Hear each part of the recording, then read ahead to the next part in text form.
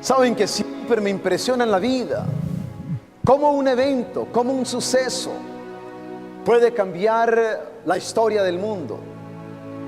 Como un evento tan natural, a veces puede ser un huracán, un terremoto o cualquier otra cosa, puede desajustar el mundo entero.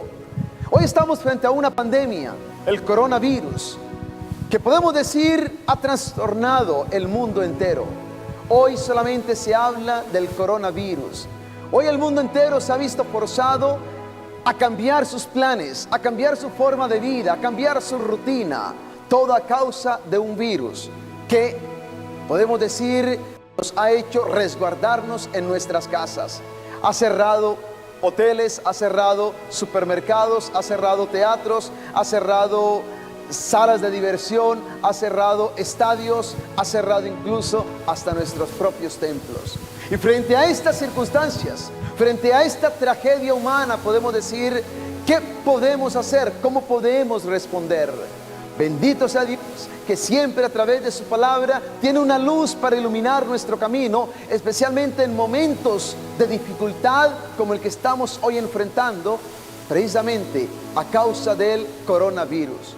¿Cómo responder ante este reto, ante este desafío que este virus presenta a la sociedad, al mundo de hoy, a nuestras vidas, a nuestra iglesia, a nuestras familias? Pues bien, hoy el Evangelio de San Juan en el capítulo 9, que nos que nos cuenta la sanación del ciego de nacimiento, creo que el Señor nos ofrece como tres luces especiales que podemos aprender de ellas para poder hacer frente a esta tragedia, pero también a cualquier adversidad de nuestra vida. Lo primero que yo diría tenemos que tener presente es, ante un momento de adversidad, ante un momento de aflicción, ante un momento de tragedia, la pregunta no es ¿a quién culpamos?, sino ¿qué cosas buenas puede esta tragedia producir en la vida de nosotros? Pensemos por un instante. Cuando los discípulos ven a aquel ciego y le hacen la pregunta a Jesús, ¿por qué este nació ciego? ¿Por el pecado de él o por el pecado de sus padres? Porque en tiempos de Jesús, en el siglo I, había una concepción bastante errónea, y es que cuando una persona sufría una enfermedad era consecuencia de un pecado. Por eso a los leprosos, a los cojos, a los mancos, a los ciegos, a las personas enfermas se les miraba con desprecio. De una u otra forma se les rechazaba, se les apartaba. ¿Por qué? Porque eso era para ellos un signo del juicio de Dios, del castigo de Dios. Nosotros sabemos que Dios no castiga. Nosotros entendemos que el sufrimiento no es parte de un castigo, no es parte de un juicio de Dios para reprender o castigar a una persona. Pero eso es lo que ellos creían en ese momento. Jesús, sin embargo, no se presta para ese juego. A Jesús no le interesa entrar y encontrar culpables. No, por eso Jesús, la respuesta que da es: ¿por qué este hombre nació ciego? No es por el pecado de él, ni siquiera por el pecado de sus padres. Es para que en él se manifiesten las obras de Dios. Óyelo bien, es para que en él se manifiesten las obras de Dios. En otras palabras, en cada situación, en cada adversidad, en cada tragedia, Dios siempre puede obrar algo grande en beneficio de aquellos que creen en Él. ¿Por qué? Porque nuestro Dios es un Dios que obra, es un Dios que trabaja, es un Dios que está siempre atento para hacer. La pregunta no es ¿a quién culpo de esta tragedia?, sino ¿qué cosas buenas pueden resultar de esta tragedia? Y ya lo estamos viendo cómo quizás este coronavirus ha despertado también en muchas personas cierta sensibilidad que antes no la tenían. Ahora las personas quizás se comunican un poco más. Ahora las personas están atentas de cómo ayudar a aquellos que quizás están solos y requieren quizás un poco de ayuda. Hemos visto gestos hermosos en Italia, como también en los Estados Unidos y en nuestros países, cómo esta enfermedad nos ha sensibilizado a todos y nos ha hecho caer en cuenta de que vivimos en un mundo donde tenemos que interactuar todos, y que lo que a mí me pasa te puede también pasar a ti, y que no soy una persona aislada como si fuera una isla. No, lo que a mí me toca también te puede tocar a ti. Vivimos en un mundo interconectado.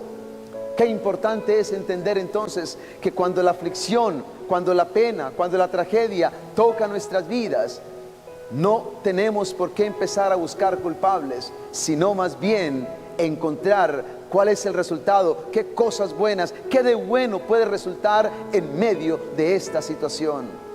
Jesús simplemente no se presta para el juego, sino que sabe responder. Es para que en Él se manifiesten las obras de Dios. Y yo lo creo firmemente, que en medio de esta realidad que estamos viviendo y que nos ha llevado incluso a cerrar nuestros templos, algo grande, algo bueno, Dios ya está produciendo.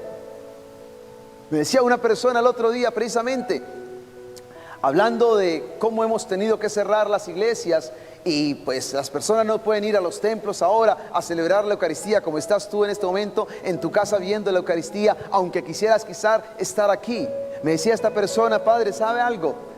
Yo a veces faltaba a misa, y faltaba a misa simplemente por pereza, y ahora que no puedo ir, me hace tanta falta, mi Señor, estar allí en la iglesia para escuchar su palabra, para poderlo recibir, para poder recibir su cuerpo y su sangre. Yo estoy seguro de que algo nuevo el Señor seguramente estará despertando en la vida de muchas personas, de muchos cristianos, de muchos católicos, en la vida de todos nosotros que nos llamamos humanidad. Algo bueno Dios estará despertando y está haciendo que nazca en el corazón, en el espíritu, en la mente de cada uno de nosotros. Bendito sea Dios, porque Él en medio de cada tragedia, en medio de cada dolor, en medio de cada adversidad, siempre puede hacer algo grande en favor de nosotros. No te preguntes por qué, no te preguntes quién es culpable, simplemente recuerda y más bien pregúntate qué de bueno puede salir de esta situación. Segundo paso, cómo enfrentar una tragedia, una adversidad, una aflicción en la vida. Siempre elige hacer algo al respecto. ¿Saben qué me encanta a mí del Evangelio de hoy? Que dicho esto, cuando Jesús le dice a los discípulos, ni Él pecó ni tampoco sus padres, sino para que en Él se manifiesten las obras de Dios. Dicho esto, dice el Evangelio, Jesús escupió en el piso, en el suelo.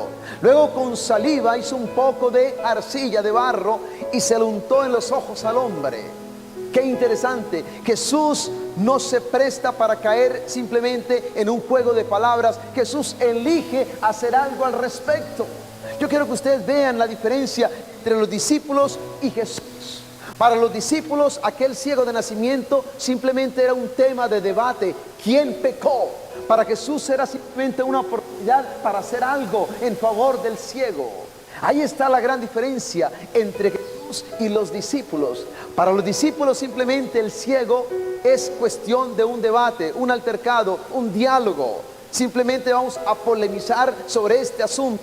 Pero Jesús no quiere entrar en esa polémica, Jesús no quiere entrar en ese debate. Jesús más bien elige hacer algo al respecto.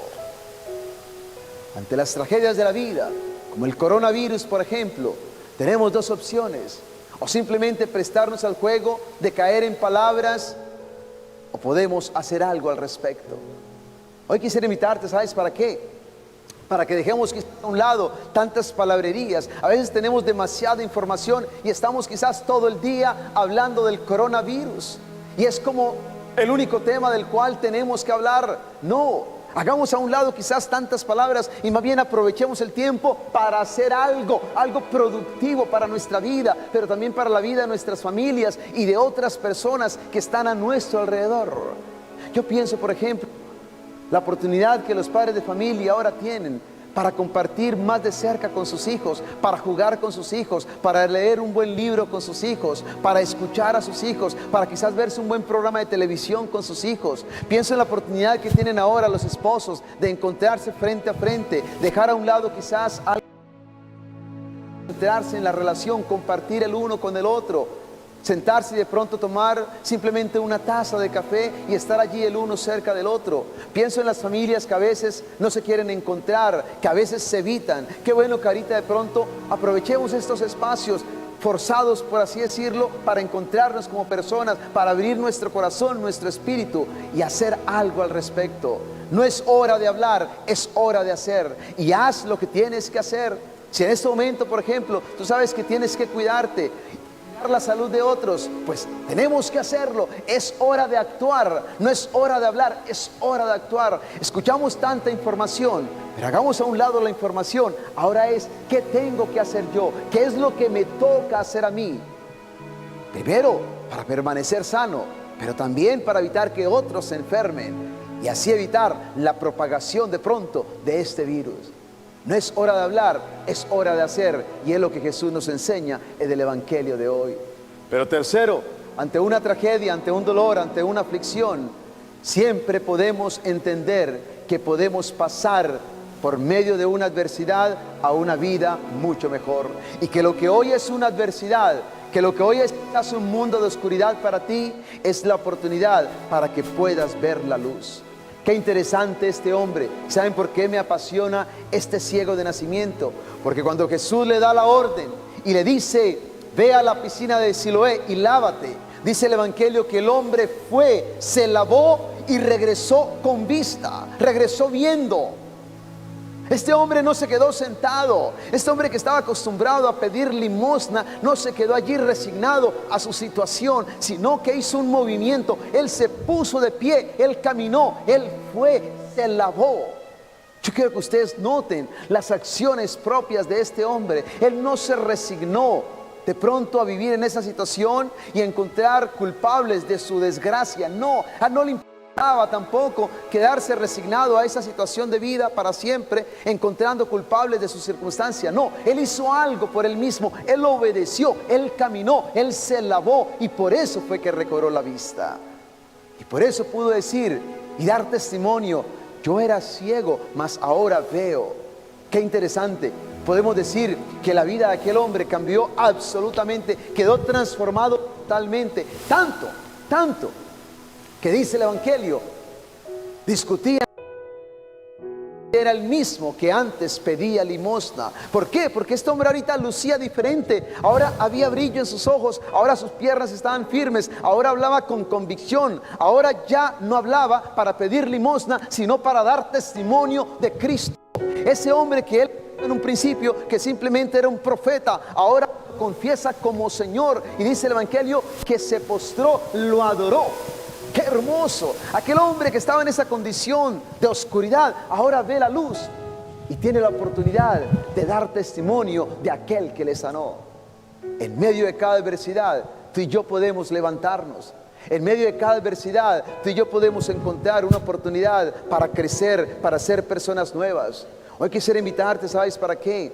Para que no te quedes sentado llorando encima de tu dolor, sino que le entregues al Señor tu aflicción, tus heridas, todas tus dificultades, ya sean mentales, emocionales, como sea. Entreguémosle todo al Señor. Hagamos un esfuerzo de nuestra parte, hagamos lo que nos toca y nos corresponde hacer. Pongámonos en movimiento y obedezcamos la palabra del Señor, porque hoy quiero recordarte: el Señor está interesado en tu sanidad, el Señor está interesado en tu sanación. La voluntad de Dios es el bienestar de tu vida.